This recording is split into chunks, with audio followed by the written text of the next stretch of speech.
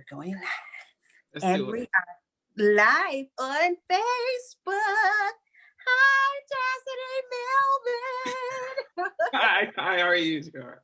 I am doing awesome. So this is what I wanted to do. I got to properly intro you. I wanted to tell you a few things after I intro you, but let me go ahead and give you that proper introduction. Are you ready? The short one, please. Now I gotta highlight your accomplishments now. My next guest is a WNBA Allstar who spent 12 years in the league playing for the Cleveland Rockers, the Washington Mystics, and the Chicago Sky. She also played professionally in Italy, Israel, Spain, Poland, Russia, the ABL, and China. She was inducted into the North Carolina State Athletic Hall of Fame in 2014, becoming the first woman in North Carolina State history to reach 2,000 career points and 1,000 rebounds. She led the Wolfpack to 4 NCAA tournaments, including the program's first ever Final Four appearance as a senior in 1998. She went on to become the first female assistant coach of the Charlotte Hornets G-League, and she's currently Loyola University's women's basketball assistant coach. Sports Lovelies, welcome my favorite person to Chicks in the Sports, Coach Chasity Melvin. Hi, Chasity. Hi, thanks for having me. Oh my gosh, I'm so excited to finally talk to you. Now, what I was telling you before is the last time we spoke, it was 2015. You were my first guest on Chicks in the Sports podcast, the radio show. And my goodness, how time has changed. Wow, it's flown by, I will say. There's been a lot of changes in life since then. A lot of changes. Before we get into the changes, let's talk about your humble beginnings in North Carolina. Well, a lot of people probably don't believe this, but I grew up in a small farm in a rural community in southeastern North Carolina, Roseboro. So I was raised on a farm with my grandmothers, and my claim to fame is I have a similar story to Oprah Winfrey that I like to use. My grandmother had us working out in the fields early in the morning from like 5 to 10. And I just remember telling my grandmother, I was like, Grandma, I'm not gonna be doing this the rest of my life. Like, this is not gonna be my job. So I remember reading Oprah's, well, it wasn't her biography, but the one they wrote about her. And she told her grandmother she was not gonna be cleaning floors when she grew up. So kind of my story, I'm sticking to it. Although my grandmother said I was a great worker, but at the end of the day, that's not where I saw my life going.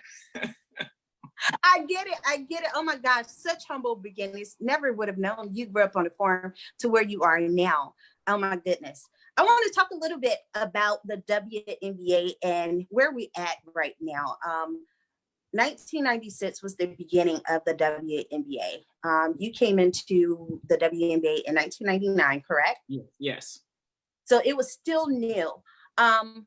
I know, just from a media standpoint, from being a reporter, a lot of times when new leagues come in, they're always talk like, oh, it's not going to last. Oh, it'll be here. We'll give it one more season. Was there any reserves like in 1999? Like, okay, I'm going to go in here and play. It may not be here next year, or I think it's going to be something that's going to be long term. What was your thoughts when you first entered into the WNBA in 1999? I was a part of the league that had folded before, ABL. So I initially graduated college and I got drafted by the ABL. So I chose the ABL, made a little bit of folks question that decision. But all the ballers that I had grown up looking up to were in the ABL, so I wanted to compete against them. And they played year round, so I didn't want to go overseas. And that's a big reason why I chose the ABL. So it had folded. So obviously I went to the WNBA thinking this is the only one left. But there was always that, thought in my mind, like it doesn't have to be here. Like it can fold just like the ABL did. So that's why I played with so much passion. I think that's why a lot of the young women play with so much passion. And we knew we had to build the league and put out a good brand so it could last for the other young ladies who have a great opportunity today in today's game, a great platform. So we paved the way. Of course you did. That's exactly where I was going. You guys paved the way. They're standing on your shoulders. Look at where we're at now. Oh my gosh, so many accomplishments. Just sitting back too, just from that standpoint of like, gosh, who would have thought? 1999 to 2020, here we are, CBA. It's been so many changes that's happening with the league. I know that you've heard about now history has been made this year. Average WNBA player will earn six figures, pushing them to like $500,000 a year. Yeah, they What's can your gain thoughts on that? $500,000. Yeah, within working for their organization throughout the year. I think that's great. I believe that's great. The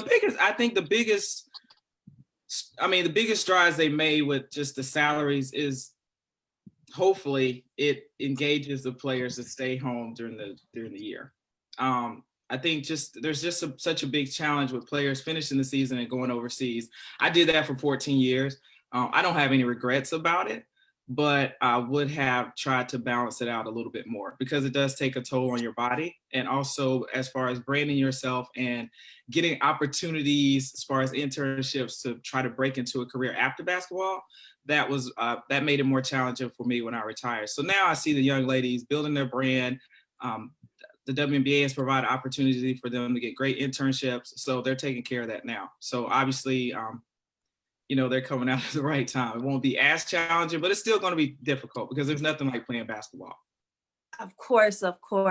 Now, I did my down memory lane. Do you remember this little book right here? Yeah, my book. Sometimes I forget I'm an author. Yeah, I wrote a book. I know, right. Authors, I got an autograph. It said, "To Yakiri, thanks for being you. You rock. I will forever love this." I remember when you gave this to me, and I remember, just going through it, looking at your history.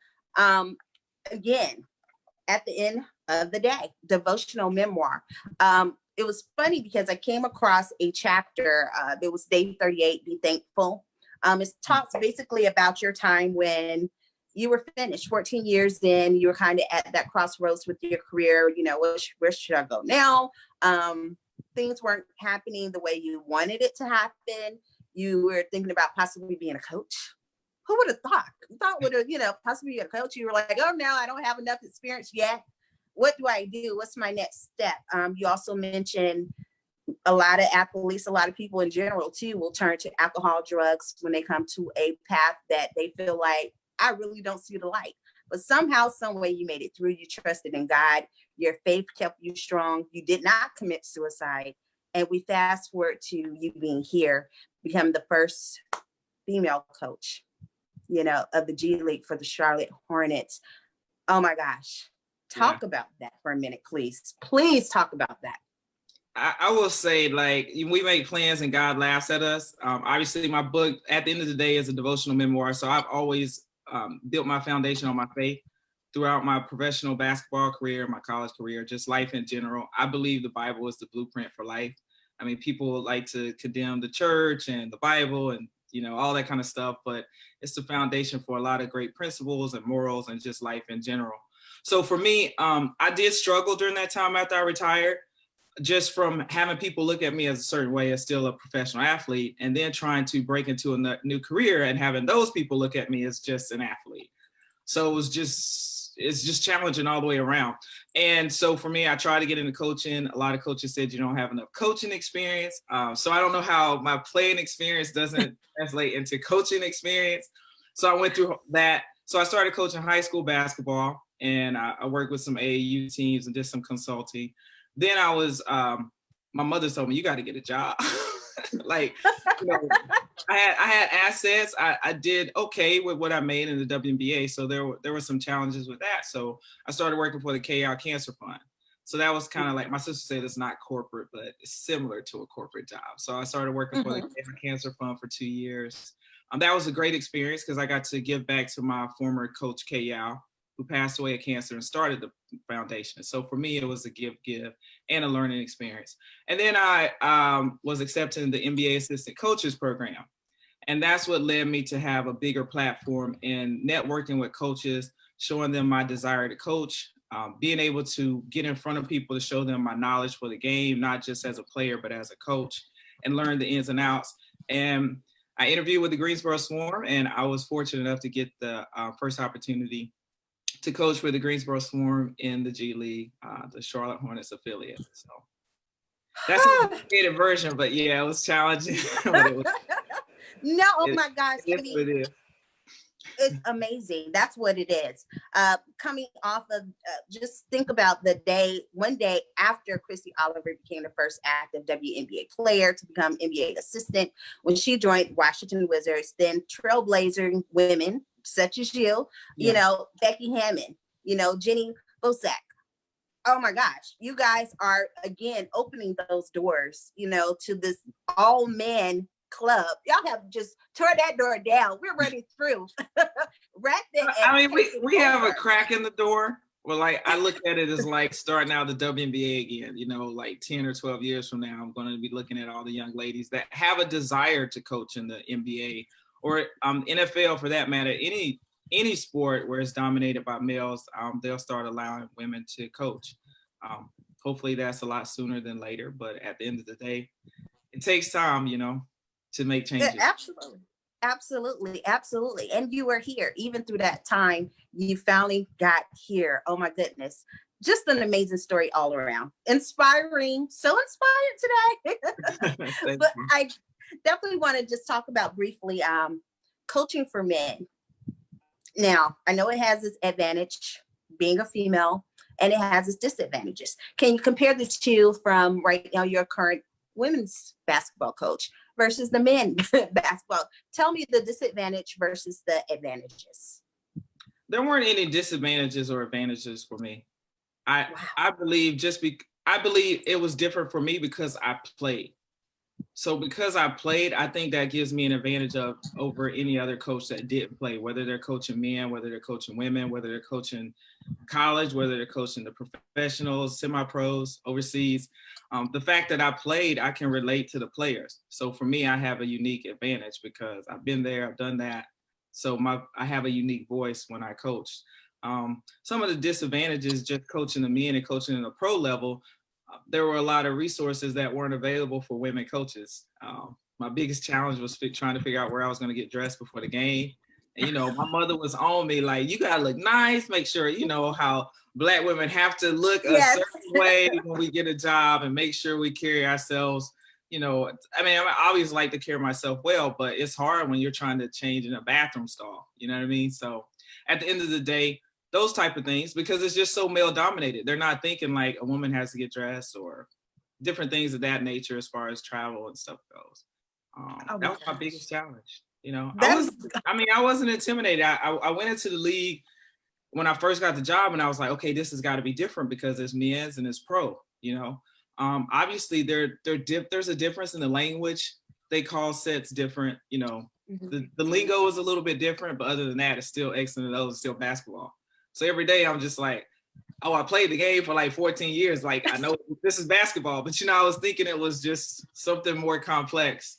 But I mean, obviously the professional level is such a higher speed. The WNBA is a different speed. Now I'm in college, so things are a little bit slower. Trying to build the girls' confidence is a little bit different than, you know, the pros. Everybody just feels like they can play. So at the end of the day, in the pros, it's more about building trust with the professional players, as well as in college, but you got to really build their confidence and their trust. And there's so many little intangibles that I got to deal with daily on the collegiate level that I wouldn't have to deal with on the professional level. I got it. Perfect. I get it. Now, when you talk about longevity and your career, what has been the key that has sustained you this far? I think just staying true to myself and who I am. That's been the key. I believe, and I know it, just traveling and experiencing so many different cultures, experiencing so many different types of pressure, so many types of situations you can get into that kind of steer you different ways. You know, there's so many different trends and people want to jump on different trends and do different things. But for me, I've always stayed true to myself, and that hasn't been easy. But at the end of the day, I think that's what's kept me grounded and kept me focused on achieving my goals and dreams. Now, when you talk about, let's go a little bit back to the WNBA and comparing the two now. The best time I can say, I remember speaking to Vince Carter, and I guess someone threw out there a question about the culture. You know, you played in the 90s versus playing now or seeing the players now. Of course, they have more access, you know, versus the 90s, social media, you know, anything of everything and above. how would you say culturally things were just a little bit different when you, I guess, just looking at both the boys and the girls when it came to coaching? What is the difference, the major difference culturally? Culturally, that just the pressures from everyday media. I mean, most young people don't read the newspaper. So that's pretty much newspapers and sports magazines. I mean, we did read a few, but just generally, you didn't really pick up the newspaper every day. I mean, you would look at the sports section, but now with social media, it's in their face every day. Their mistakes, more so than their successes, and everyone sees it. So I can't imagine really dealing with that. I think it would have been kind of challenging, but at the end of the day, that's why you got to have a strong foundation. I think my faith would have been very important, as it was during my professional career. There's always challenges with professional sports, but social media just took it to an entirely different level. I don't know that I would be on it, like some of these athletes. Right. I think I would have been like Eli Manning, just, retired and start my Twitter account. It just depends. I like to talk to athletes and young and older athletes. Like, if you're not feeling it, don't do it. But I think there's that pressure. Like, you got to have your social media accounts. You got to have this certain type of brand, this swag, and you got to have so many followers. At the end of the day, I was worried about what I did on the court. So if social media was going to take away from how good I was for my work ethic and what I was producing on the court, I had to let go of it, just like I had to let go of a lot of things. So if it becomes a distraction, let it go. Just let it go. Let it go. I mean, would you agree? Just, piggybacking off of that, I'm 39 plus 3. I'm not gonna talk about it. I just turned 44. I can't believe it. It's crazy. And so just thinking about just that time when there was no social media. My daughter always says, like, what did you guys do? Did y'all look at the wall? I'm like, no, we didn't look and stare at the wall. No, we had a blast. So it's just, I can't even imagine, that pressure. Although we're on social media, I feel like, would you agree that we don't feel that added pressure? Like, we got to get this, like, we got to do, you know what I mean? Yeah, I know. My nieces get on me all the time. Oh, Chasity, you should show them all this. And I'm like, why? Yeah, I enjoy social media for me, especially the different types of platforms. I mean, Facebook keeps me involved with my friends from overseas and their families. Right. So it is a great tool, but it also can be a distraction. It can hurt players' confidence. It can send players, athletes, not just players and athletes, but people into depression. So at the end of the day, it's just something that, it's like anything else in life. It can become a vice, and it's something that you have to balance. But it could also be used for, a lot of positivity. I mean, as we see, so. Absolutely. I definitely agree. Let's talk a little bit about, and I never knew this near-death experience in China. Could you walk us through this major bus crash that really could have ended your life? I know your coach lost a foot. A lot of people. It was something like Final Destination. It was crazy. And for me, I grew up, a Southern girl. So my dad and my uncles are always like, don't go to sleep. One person has to stay up with the driver at all times when we're driving. Driving in the country roads, it's just crazy. Like, you don't want everyone to go to sleep. So for me, I stayed up. I didn't trust their driving anyways. China is terrible. By the way, if you travel to China, there's like over 700 car accidents, deaths a day in China. It's just crazy with the motorcycles, the bicycles, pedestrians, and they drive. I played there for 2 seasons. They drive like maniacs, really worse than New York. So, oh my gosh. This guy was getting angry with a truck in front of him. I watched the whole thing kind of happen. And I'm telling I have a translator at the time because I don't speak Chinese. And I'm like, tell him to slow down. I'm like the black one in the front, tell him to slow down. The backseat driver, she's like, no, it's okay, Melvin, we have you. Next thing I know, he's trying to pass the truck. The truck's slowly getting over, and he swerves, flips the bus. We end up in a ditch. Like, it's just crazy. It's just glass, just everything, like screams. I still hear it to this day. And I just said a little prayer. I was more so really relaxed. Like, I was just like, God, please don't let me go over here in China. Like, my mom will not, get over it. Like, so for me, I was fortunate. Everyone, stayed alive. I mean, was alive, but yeah, there were a lot of traumatic injuries, and our season ended abruptly. I was sent home. So yeah, I say it like it was nothing, but I mean, obviously, it was a terrible experience. Of course, it was. So far, I mean, I was so far away from home. I don't call my parents. I just let them know when I come home, because that's like 13, 14-hour time difference. So it's just, overseas built me into an entirely different person. I will say that, Yakira. It taught me a lot about the world, and it's definitely made a huge impact on me as a person. Well, you know what? I definitely say that was a blessing, again, that you walked away without any injuries. At least to, I could say now, 2007, during a game, you dislocated your eye. Yeah. You suffered scratches on your cornea. I mean, good Lord, Chelsea. But again, you walked away with no skull fractions. You didn't lose your vision. Talk about that. I don't know why I had these weird experiences. And like I said, I just have a strong faith. I mean, the eye experience just taught me to keep looking up, And I said the same simple prayer. I'm like, when the eye injury happened, I was just like, I couldn't see anything. I was like, oh man, my basketball career is over. And I was like, God, please, I'm not ready. Like, please just let me be able to play basketball again. Like, I ain't asking for much. So at the end of the day, I just prayed, and I had a lot of people praying for me. So my dad's a minister. So obviously everyone back home was praying. I believe my grandmother's, I do believe in the quote where it says I live on the prayers of my grandmother. So I know my grandmother's prayed for me religiously. They never wanted me to travel overseas. They just didn't understand that or believe in that. So I do have a strong faith in prayer, and I believe in that. I believe it works. So that's all I can say, because I've had some weird situations. Some I didn't even put in the book, but I'm still here for some reason, and I'm just gonna go with it. Hey, with that angel protecting you, yeah, that's all you can do. Now, I definitely want to go ahead and play this quick game with you. I will name a word or a name, and you tell me the first thing that pops in your mind. Are you ready? Yeah, I'm quarantine ready. Let's go. Okay. All right. Pat Summitt. The greatest coach, a pioneer of women's basketball. Last Dance. Dennis Rodman was who I would be if I wanted to play again. What?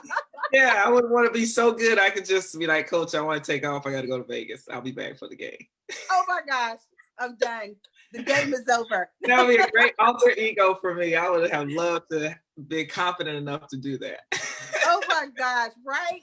Dennis was off the charts. On to the next. Coach K. Coach K brought Duke from the bottom to the top. He gave you the blueprint of how to turn a program from that started pretty much with nothing to the top of the NCAA college men program. So he has the blueprint, Coach K. Okay. Your faith. Just my foundation. When it's all said and done, and I'll use your book, At the End of the Day by Chasity Melvin. What will your legacy be? I believe my legacy will be just I inspired a lot of rural kids to believe in their goals and dreams and go out and try to achieve them, and that anything is possible. So I feel like my legacy is really for all the rural kids from North Carolina and those I inspired overseas as well. But what I'm most proud of is my legacy that I'm leaving for my 6 nieces and nephews. They're all going to be so much better than me and so much smarter and more articulate and more educated. So I'm excited. And my first niece, I got to brag on her, Josiah Washington. She just got a full academic scholarship to New York University. Woo! Congratulations! That's what I do it for. A lot of people, talk to me all the time like, Chas, you don't ever have confrontation, or you don't do this. And I'm like, there are enough people, with a brand that do all the crazy stuff. And I'm not saying I didn't. I just know I want to leave a legacy for my nieces and nephews. Like, this is the way to go. This is the way to be successful. And we got to break the generational curse that was in our family that was under oppression and just try to become the best that we can be. So it's on her now. And now I'll live vicariously through her and be in New York. Amazing. Oh my gosh. Thank you so much, Chasity, for talking. You know, it's been amazing time with you. Like I said, you've been one of the most humble. Of course, other people are humble, but I love speaking with you. So many things that we've had in common, a lot of people don't know. Preacher's kid, we always talked about that. May 3rd is your birthday, right? Right.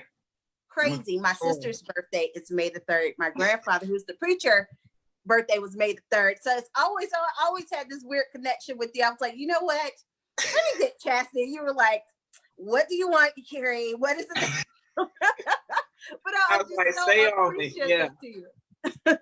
I enjoy it. I always enjoy chopping it up with you. I'm so glad, you're sticking to it. I mean, I do the podcast, but I'm trying to be as consistent as I can when I can, but I'm chasing the coaching dream. So it's challenging. But at the end of the day, I'm supporting you anytime. I love the work you do. Thank you so much, Chasity. I love you. I will always follow you to the end of time. I just know, again, your future is bright. I'm just sitting back enjoying it. You saying you're living vicariously through your niece. I'm living vicariously through you because I have not one athletic bone in my body. So I don't know if I still got it. I haven't played in so long, but I can make it do what it do for about 2 or 3 minutes. And this is, I promise you, and I will let you go. This is a story, and I've told all of my people around me. We had last year when things were normal. The Atlanta Hawks had like a media day for everyone to play basketball. So I had to like tune into my inner Chasity because it was like, none of my people really know how to play basketball like that. I mean, they know the sport, they just don't. Needless to say, it was a disaster. So I went and told people, I was like, well, you know what? Next year I'm going to have Chasity Melvin or Nakia to come to be because they were like, no, that's cheating. They're WNBA, former W. I was like, no. Because they had us against people that were 7 feet tall. And I'm like, how? I'm only 5'4". What am I going to do? How am I going to block him? How? So you need to call me. We're retired. We are no longer professional athletes. Thank you. You're going to be there. I'm going to hold you to that, Chasity. I'm holding you to that. So remember, when you get that call, don't be like, who, Yakiri, you? Well, I got you. Thank you so much, Chasity. Again, enjoy your day. Podcast-wise, how can we find it? Because I know it's on the internet, right? Oh, yeah. Just follow at Chasity Melvin. While, basketball has stopped, I just kind of brought it back out. And I enjoy doing it. So I'll be doing it weekly. So trying to figure out what we're gonna do this week. Yeah, so I know. It's my True Sport podcast. I have on there true sports, people who are true to themselves on and off the court. So that's dope. I love it. So follow me at Chasity Melvin. Get my book on Amazon.com, and easy. The forever superstar Chasity Melvin, and hopefully we'll chat again when quarantine is over. Any status as collegiate games? Yeah, the season. What is the updates? Do you have anything to tell us? Yakiri, a lot of people are asking me about that, and we really have no idea. When everything breaks, when the news media, social media lets it out, I'll probably find out 5 minutes before that. We're supposed to resume as usual as far as Loyola athletics, August 31st. Obviously that date can change, like everything can change. I don't know how they can make sports more safe. I know the NBA and the WNBA is talking about it, and I want sports to come back. But at the end of the day, I'm all about reality. Like, it is what it is during this time. If there isn't a cure for, the coronavirus, I don't know how you can isolate yourself away from it. And people laugh at me, but I'm just like, it's kind of like how they used to have the signs back in the day when we went to the swimming pool, swim at your own risk. At the end of the day, if sports come back, it's kind of like that. Play at your own risk, coach at your own risk, cheer at your own risk. Because it's just, I just don't. No. I just don't know. No. But they may know something that we don't know, so if that's the case, okay. But I'll just protect myself as much as I can when sports come back. And at the end of the day, that's how everyone is. You know, some states have opened, people are out and about. It's very confusing time, but I'm still, you know, really being very safe, very careful, because I have my parents and they're truly important to me. So at the end of the day, I got to be safe for the people I love. So, and when basketball resumes, I won't be around them. I know. That's what. At the end of the day. At the end of the day, I mean, I get it, because on our end too, it's like we just don't know. And from your end, that's what's like, you know, how do you guys feel on your end? Because on our end, we're definitely like, you know, on a day-to-day basis, if we get a press release, right? Oh, okay, it's going to start, but without fans, with fans, okay, where will the media fit into this program? Will we be just on Zoom? I mean, like, I don't know, yeah, because like I just can't imagine playing with no fans. And I know some people will make jokes about the WNBA. Well, your arenas aren't filled, but we have fans. You know, we had our loyal fans that came, and it's just the fans bring a different aspect to the game, and they bring the energy. Yeah, the way you get up and get motivated, but yeah, you know, athletes haven't played in a long time, so I guess at this point they don't care if fans are there or not. Right, they're probably like, let's just do it, you know. And I feel for them, you know. I am speaking from now. I'm not playing, but at the end of the day, when it's time for sports to resume, I'll be there. I'll be as safe as possible, and hopefully, we'll get through the storm. I mean, hopefully. I mean, that sounds like, I don't know, kind of surreal to say, but it is what it is. It is what it is. It is. It's our new normal. I definitely know you'll be safe. I'll be safe. And in between the time, hopefully we'll meet at the crossroads again. And okay, great. We'll do this chat all over again. Thank you so much for having me. Thank you, Chasity. And again, I'm not having a stroke. I told you before. I got you. So just be like, you know, if anyone ever say, what was going on? Be like, well, she told me in advance. I mean, we're quarantined. This is all the new normal for everyone. I'm just ready for my stylist to come back so I can get this hair taken care of. I'm not even going to tell you about my grades. I had to hit them up with a little boom, boom. And so we're good for now. Boom, boom. My niece is going to let me live with the gray hair, but it's what can I do? I know. Trust and believe. I know. I get it. Well, okay, Chasity, get back to your regularly or abnormal regularly scheduled life. Yeah, and thank you again for chatting with us. Stay safe. Everyone stay safe. Thank you. Thank you, Kira. Bye-bye. Bye-bye.